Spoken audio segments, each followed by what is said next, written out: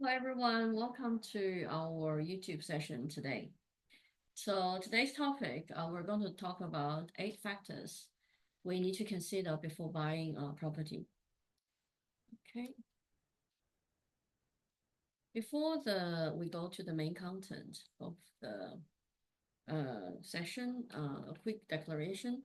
The information provided is for general guidance only.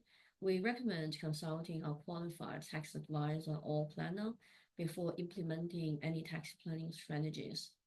Also, we're not licensed financial planners and do not provide financial product advice. For personalized investment guidance, please consult a licensed financial planner. All right, let's have a look. Because normally we would offer at least 1 hour consultation to help someone to navigate through all the questions. And also everyone's circumstances will be different. Rather than explaining all the details in the background, I would more listing the questions, okay, you might want to ask yourself, okay, and in a property pre-purchase consultation, we would help you, depend on your personal circumstances, decide the answers of all the questions. Okay, so the first factor you need to consider, cash flow considerations. Okay, will the property generate positive cash flow after tax? Okay, that's actually one key question you might want to ask yourself, especially when you don't know which direction the interest rate is going to move. Is it going to increase? Is it going to decrease? You need to plan ahead of time and to understand your tolerance. Okay, especially after factoring in tax refund. Okay, if it's not positive cash flow, what alternative strategies could you improve cash flow? For an example, could increasing deductions help you to generate a larger tax refund? And then, of course, what are the strategies related to increasing deductions, tax deductions? Okay. And then additionally, are there methods to receive a tax refund sooner than later? Okay, that's also questions that's cash flow related, depending on what type of properties you're purchasing. All right. The second consideration, second factor, mortgage interest deduction. Okay. What strategies can you utilize to increase interest deductions without paying mortgage insurance? Okay. There are other, for example, equities that's already built up on your existing properties that you can utilize to pay for the down payment, stamp duty, legal cost on purchasing a new property. Just an example, but you need to make sure that your loan structure is set up properly, because we have seen so many people without consulting to an experienced tax planner, they actually set up the loan structure incorrectly, and then that's actually hindering the total amount they can claim as interest deduction, okay, against the rental income. Okay, and then how should you structure your loan? Okay, that's also an important sub factor you need to consider. Yeah, and to achieve the maximum borrowing capacity to yourself or the family group. So borrowing capacity is on the other side, apart from on top of maximizing your interest deduction as well. Okay, if you can have other equity you can utilize, you can also increase the borrowing capacity. Basically, to utilize the bank's money to earn your own income. If the bank interest is 6%, for example, your property might increase in value 8% every year. Then you're gaining, okay, earning your own investment return utilizing the bank's money. All right. All right. Third factor, decide what type of property to purchase. Okay. If the focus is future capital gain, you might want to consider a house with land. Okay, because land will appreciate more in value when you are considering capital gain. And if the focus is negative gearing, you want to achieve a tax saving right away from the rental loss, tax loss on rental, then you might want to, okay, I just realized I made a typo, but that's okay. You should choose a new, close to new apartment. So Sometimes people mention, oh, I just want to buy a new rental property. They just go out there and buy one without thinking or considering whether that's a correct purchase that's going to be helping their overall investment portfolio. Okay, so if their focus is long term on capital gain, then maybe house with land is a better choice. But then the consideration on tax will be focused on capital gains tax. What strategies they can utilize to reduce or offset future capital gain. Okay, if the focus is on negative gearing, what they can do to maximize the deductions on rental income to maximize their tax refund from year to year. So the strategies will be very different from on what type of properties you're purchasing. All right. Okay, fourth factor, ownership structure. Okay, will the new property generate a tax profit or loss? Because that, based on that, then you consider your ownership structure. Okay, who's the high income earner in the family group? Who's the low income earner? Should you split your ownership on the property, okay, to different family members? Okay, and then should you establish a family trust? What are the pros and cons of setting up a family trust?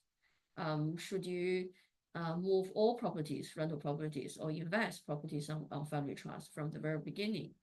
All right, or maybe halfway, consider a transfer.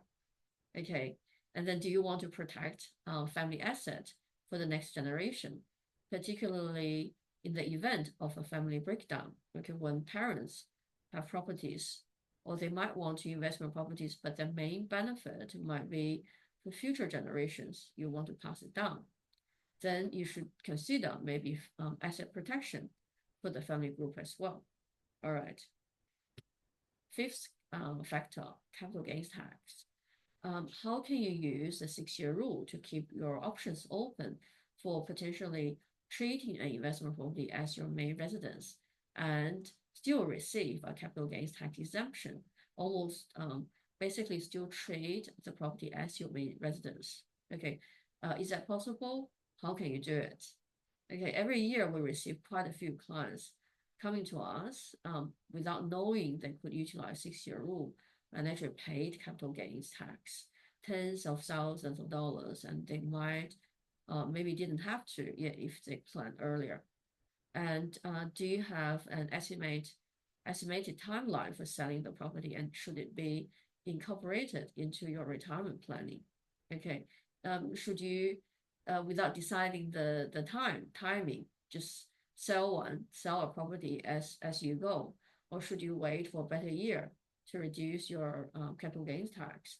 It happened before that we basically advised a client to just postpone selling a property for a couple months, even 1 month. They actually save 20, 30K, 40K or more, all right, by postponing the property to a different financial year. So to consider the timeline is actually quite important. But before you purchase, actually, you should consider capital gains tax.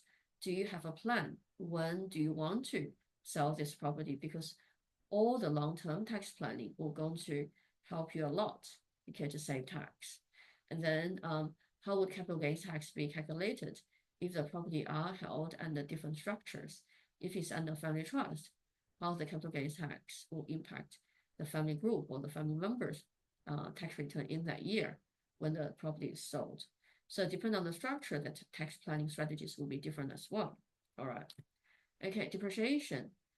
Any property depreciation claimed as a deduction against the rental income must be added back when calculating capital gains tax.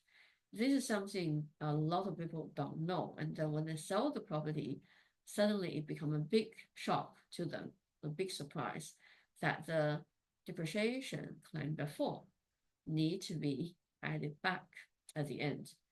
Okay, then the tax planning, you have to consider that. So with this in mind, should you still continue to claim depreciation deductions in the earlier years? Sometimes it's going to make the question more complicated when, say, for an example, the husband might be earning more than 200K, the wife is only earning 20K, then without knowing about the structure, they just set it up as 50-50 and they purchase a rental property, okay, as 50-50 ownership. Then should that couple claim depreciation deduction at the beginning and then pay capital gains tax at the end? Yeah, to answer that question, actually, a calculation need to be done. We normally have to do a calculation to show them which way is better. All right. All right, number 7, first home buyers.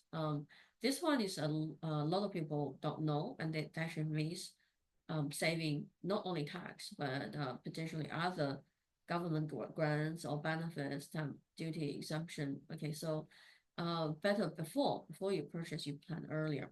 So questions to be asked here: Are you eligible to receive government grants? Are there stamp duty concessions available? Okay, is it possible to use a portion of your superannuation to pay for the property? If you decide to rent out the property later, can you still qualify for a capital gains tax exemption and by treating it as your main residence? All right, that's all the questions you need to ask as well as a first home buyer. Land tax, number 8. Okay, have you considered land tax? What are the applicable rates in your state? Okay, that's going to impact not on tax side, but also your cash flow. Decide whether you can afford the property and then whether it can actually add it to your short-term financial goals. Okay, and then also what rates apply if you're a foreign investor. Okay, so that it doesn't come in as a surprise. Okay, when you have to pay that tax, suddenly you realize, okay, I didn't know about this before. All right, that's everything. That's all the 8 factors. Here is a brief introduction about myself. You can pause the video to have a quick look. And also my contact details are here. If you have any questions, feel free to send us an email or give us a call. Thank you for joining us in today's session. Of course, after this session, very important, critical, highly recommended, book a session with us if you are planning to buy a new property, especially investment property, because you potentially can save tens of thousands of dollars. All right, by knowing the tax law, related tax law, beforehand, before you purchase. All right, that's everything we'd like to cover. Thank you very much for your time. We'll talk to you next time.